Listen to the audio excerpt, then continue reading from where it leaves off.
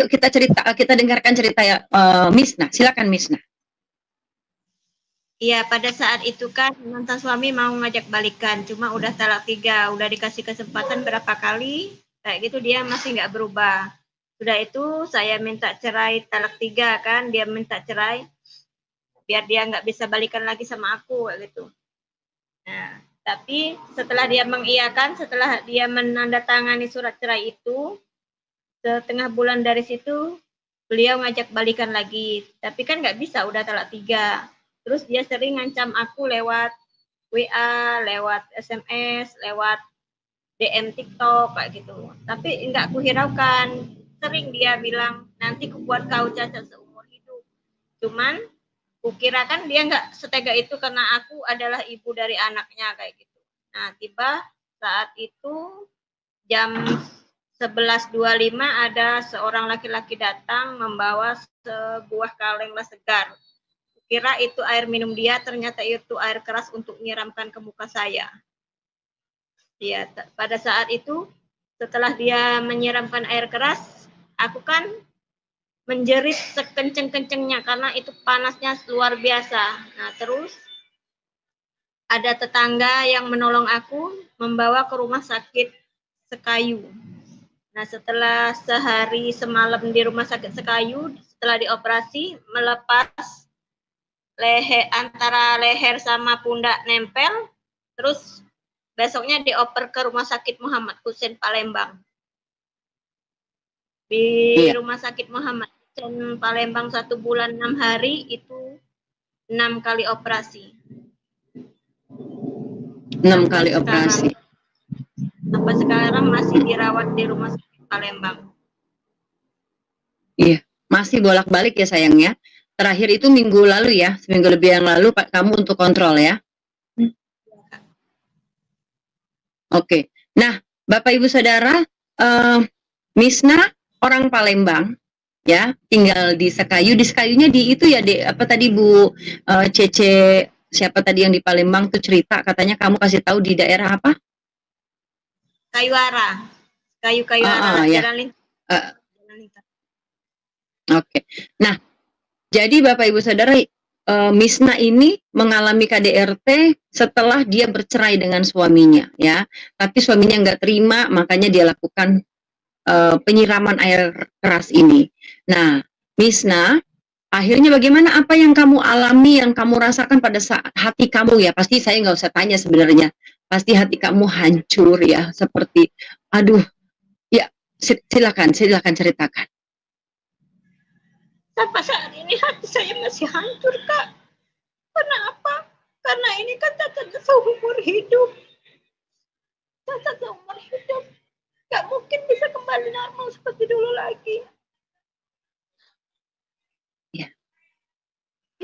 Waktu kamu kena peristiwa itu, apakah kamu berpikir, oh mati nih hari ini, langsung mati gitu? Pikirannya seperti itu tidak? Nah, kita bicara tentang waktu Pak kamu, ya. Oh ya, kita mundur dulu. Ya, Misna ini punya 4 orang anak. Misna ini sekarang seorang single parent, punya 4 orang anak, yang satu diambil mantan suaminya, keluarga mantan suaminya. Berusia berapa bulan sayang? Usia 1 tahun 2 bulan. Sekarang usia 1 tahun 2 bulan. Nah, 3-nya ini anak-anaknya ini dari mantan suami yang terdahulu, yang inilah yang menjadi mutiara-mutiara Misna untuk membantu Misna sehari-hari ya. Usianya 17, 15, dan berapa tahun sayang? 10 tahun. 10 tahun. Nah, perasaan Yani, kalau saya bilang rasanya bukan ya, saya harus tanya bagaimana. Saya tahu perasaannya Yani lagi. Misna, saya tahu perasaannya Misna.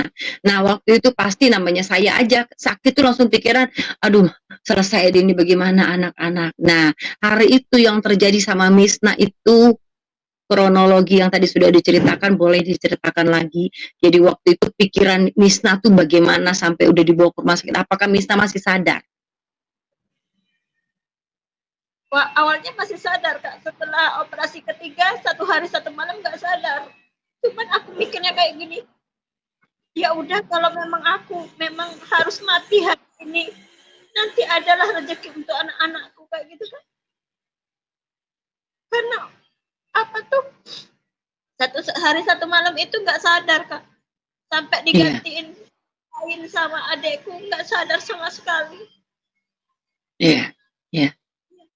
Karena habis operasi itu pendarahan hebat Kak. Oh, di sebelah mana yang pendarahan? Di pipi sini Kak, di pipi sini kan diseset waktu itu kan, diseset. Lu dalam nama. Iya. Ya, Kak, videonya ada, sempat direkam itu. Spray, rumah sakit, rambut aku darah, kayak kita nyembelih kambing, nyembelih sapi. Oh, apa ya? Iya, iya. Dari aku udah pasrah, kalau memang aku udah nggak tertolong lagi, ya udah aku ikhlasin semua. Sampai aku kan waktu pertama kejadian itu, aku telepon mantan suami, kenapa kamu nggak bunuh aku, mati aja daripada kamu siksa aku seumur hidup kayak gini. Sakitnya itu luar biasa, kalau kamu bunuh aku mati, sakitnya aku cuma 1 kali kayak gitu Kak. Ya. Iya. Iya. Terus bagaimana? Sangat terpukul Kak. Mantan suami diam aja, nggak ada jawaban. Padahal saat itu suami belum ditangkap ya? Harusnya mantan suami, bukan suami, mantan suami belum ditangkap ya? Iya. Belum. Nah, akhirnya pada saat kamu seperti itu, kamu sempat telepon setelah kamu agak sadar ya, kamu telepon suami ya setelah agak sadar ya, karena kamu tahu itu dia pelakunya. Karena aku tahu yang nyiram itu anak buah dia Kak. Oh, baik. Ya. Terus apa yang terjadi? Berapa hari kamu dirawat untuk yang pertama kali? 1 bulan 6 hari Kak. 1 bulan 6 hari. Baik. Iya, sayang. 1 bulan 6 hari itu 6 kali operasi. 6 kali sayang ya. Kamu wanita hebat sayang. Luar biasa. Kakak pun mungkin belum tentu sanggup seperti yang kamu terima. Tuhan Yesus luar biasa ya sayang. Maksudku itulah Tuhan Yesus sayang. Dia tuh tidak mengenal mana kamu mau agamanya apapun, dia tahu ketulusan hati setiap orang. Ya, oke. Sekarang akhirnya bercerita setelah 1 tahun 1 bulan berapa hari waktu itu, dan terus akhirnya kamu bisa telepon suamimu. Lantas kamu pulang di hari keberapa? Boleh pulang sama yaitu 1 tahun 6 hari itu kamu pulang? Bulan 6 hari itu ya udah langsung pulang Kak, naik travel Kak sama adek. Ya, baik. Bapak Ibu Saudara, Misna ini orang nggak punya, cuma seorang janda dan single parent seperti saya yang punya warung kecil-kecilan di rumah ya, warung kopi, warung Indomie kayak gitu ya, Dek ya. Nah, jadi waktu dia mengalami ini sempat tidak di-cover sama BPJS ya Bapak Ibu. Karena ya ini kita belajar juga bahwa peristiwa ini tidak di-cover sama BPJS, itu yang sangat saya mau bertanyakan ya, mumpung kita ada di YouTube. Kenapa hal seperti ini tidak di-cover sama BPJS? Karena kan ini jatuhnya juga kecelakaan. Ya, karena setahu saya harusnya kalau kecelakaan tetap di-cover ya. Kita nggak tahu ya. Tapi ini tidak di-cover. Tapi dahsyatnya Tuhan kita, ya Misna akhirnya di-cover oleh oleh apa sayang terusnya akhirnya? Bagaimana akhirnya bisa di-cover? Di-cover sama Dinsos Kesehatan, sama karena di situ ada apa tuh yang kasihan di rumah sakit, dikasihan sama saya, terus ya yang nanti saya urus dari dinas kesehatan kayak gitu Kak. Dan akhirnya puji Tuhan semua di cover ya, haleluya ya. Sampai sekarang. Amin. Sampai sekarang inilah baiknya Tuhan selalu menyiapkan dengan berbagai cara ya sayangnya. Nah, akhirnya kamu pulang, dan apa yang kamu rasakan pada saat kamu pulang ya? Bagaimana anak-anak masih kecil gitu. Uang juga sangat terpukul Kak, sebelum mengenal Kak Lidi, Kak Reva, sebelum kenal sama tim peduli kasih, itu sangat terpukul Kak. Minjem sama orang, uang juga nggak ada yang ngasih, minjem ke sini juga nggak ada yang ngasih kayak gitu. Nah, setelah mengenal tim peduli kasih, dari situ saya merasa tertolong, kenal sama Kak Lidi, kenal sama Kak Helda kayak gitu. Dari situ saya mulai luar biasa. Tertolong. Iya Kak. Baik. Nah, Saudara terkasih, ya aduh, saya tuh udah setiap hari, saya hampir tiap hari ngomong sama Misna. Ini namanya Misna Dewi ya sayang. Saya juga nggak tahu ini kenapa tidak nongol namanya. Biasanya harusnya sih nongol namanya. Ini kita tidak nongol namanya. Kita coba lihat ya, kenapa ini nggak bisa nongol namanya nih. Oke. Oke ya. Nanti aja kita rubahnya. Jadi, waktu itu kan kejadian bulan Februari ya sayang? Iya, Kak. Februari tanggal berapa? Awal? Akhir, tanggal 24, 23, 24. 20, baik, 24 Februari. Berarti di Maret, lalu bulan April berarti kamu pulang ya? Iya. Pulang. Bulan Nah, Maret. Iya, bulan April. Iya, April pulang. Jadi waktu itu Misna tuh perasaan sangat terpukul luar biasa. Aduh, aku mau ngapain lah, mau ngapain nih? Aku udah nggak bisa ngapa-ngapain. Kondisiku buruk seperti ini. Bagaimana anak-anak juga tetap harus makan, anak-anak tetap harus minum, kontrakan rumah tetap harus aku bayar gitu ya, Dek ya. Ya, lantas ya. Maksud aku kita ngomong di awal. Kita awal dulu. Nah, bagaimana kamu sangat terpukul luar biasa? Bagaimana perasaan putus asanya kamu pada saat itu sebelum ketemu sama kami? Hampir Kak, saya kemarin tuh sempat ya udah kalau itu mungkin dengan bunuh diri kayak gitu Kak. Sempat Kak kepikiran kayak gitu.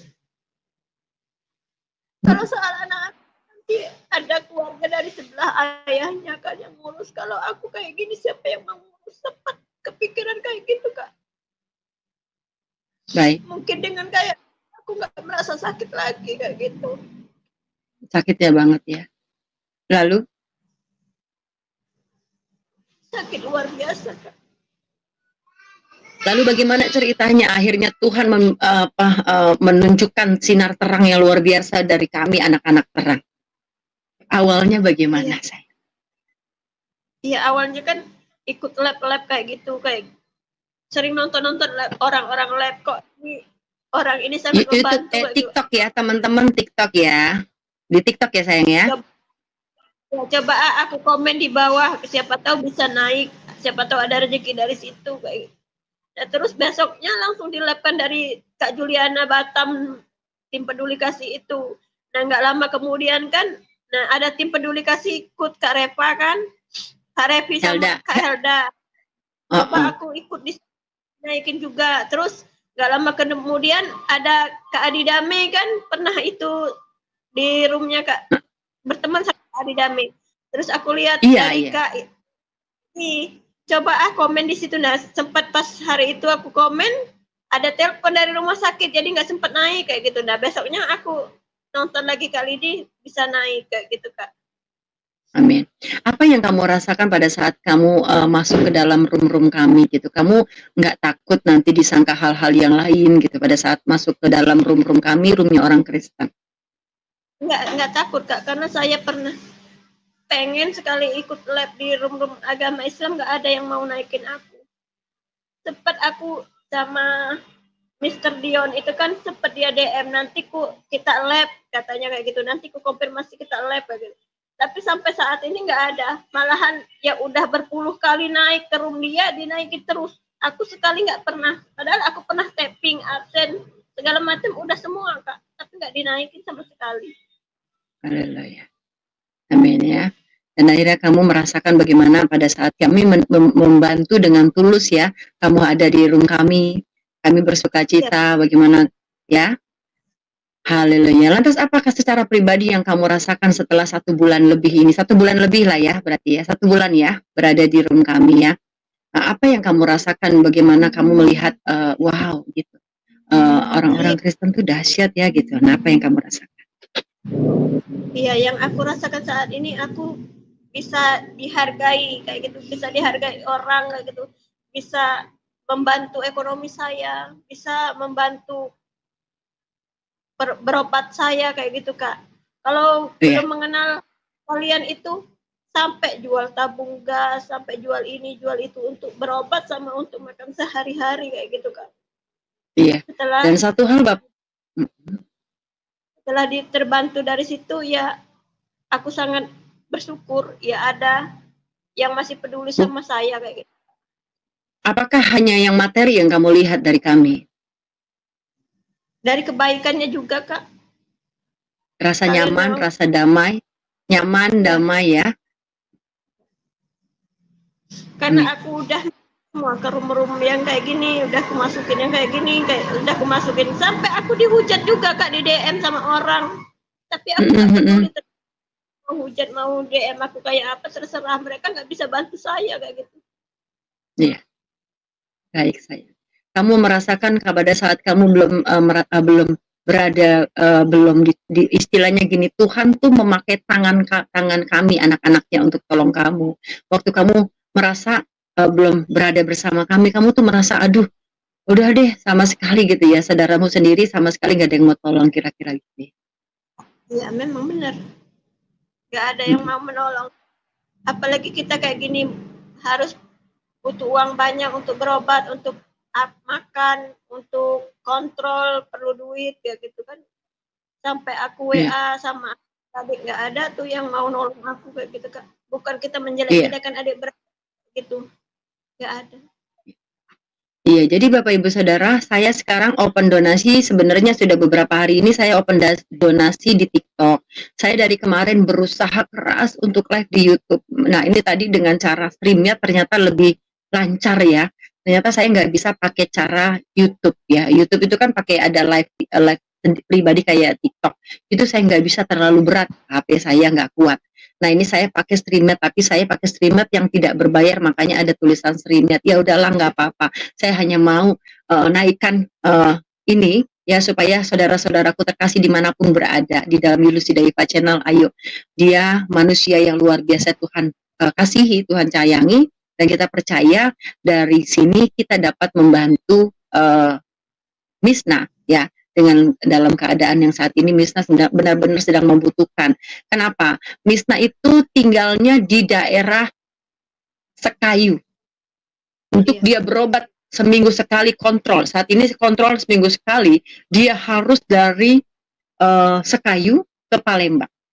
Iya, terima kasih buat teman-teman semua yang sudah menonton video ini. Ini menjadi pelajaran bagi siapapun ya. Kita melihat tadi seorang wanita yang dimana mereka ini sebelumnya menganut agama Islam ya. Dan kemudian ada terjadi perceraian di antara mereka. Dan kemudian ketika suaminya marah, emosi, kita tidak tahu penyebabnya, masalah mereka apa. Tiba-tiba dia menyaksikan bagaimana suaminya menyuruh salah seorang anggotanya untuk menyiramkan air keras kepada istrinya. Sehingga kita lihat tadi dalam keadaan cacat istrinya itu ya, dan tidak seperti semula lagi. Mungkin wajahnya, mukanya. Nah teman-teman, itu sebenarnya luar biasa ya kalau orang tidak hidup di dalam Tuhan. Dan yang menariknya, yang menyedihkannya, ketika dia minta bantuan kepada saudara-saudara seimannya, ketika dia ingin naik ke live TikTok saudara-saudara kita Muslim, dan kemudian dia ditolak teman-teman ya, dia ditolak, dia tidak dinaikkan, padahal dia sedang butuh bantuan, mungkin dia butuh dana dan lain sebagainya. Nah teman-teman, tidak ada yang membantu ekonominya ketika dia dalam keadaan terpuruk, dalam keadaan sulit seperti ini. Tidak ada saudara seimannya yang menolong dia, yang membantu dia. Tetapi siapa yang menolong dia, yang membantu dia? Justru orang-orang Kristen. Karena orang Kristen itu diajarkan oleh Tuhan Yesus bagaimana menolong sesamanya manusia. Bukan hanya saudara seimannya Kristen, bahkan orang yang tidak beragama Kristen, yang tidak percaya kepada Kristus, itu juga harus ditolong. Itulah kasih itu. Itulah pengajaran Tuhan Yesus yang turun-temurun harus dilakukan oleh orang Kristen. Nah, kita lihat tadi kesaksiannya bagaimana dia melihat ternyata orang-orang Kristen itu begitu mengasihi orang-orang yang tidak percaya, yang bukan Kristen. Nah, jadi teman-teman, inilah pelajaran bagi kita. Hanya saja, janganlah sampai dia salah motivasi. Jangan hanya karena butuh dana saja sehingga dia bergaul dengan orang Kristen. Nah, teman-teman, kiranya melalui kasih orang Kristen, pertolongan, bantuan dari orang-orang Kristen, sehingga dia bisa membuka mata ya, bahwa ternyata orang Kristen mengikuti apa yang diajarkan oleh Tuhan Yesus tentang kasih terhadap Allah dan terhadap sesama manusia. Itu saja yang perlu saya sampaikan teman-teman ya. Kiranya Tuhan Yesus memberkati kita semua. Shalom.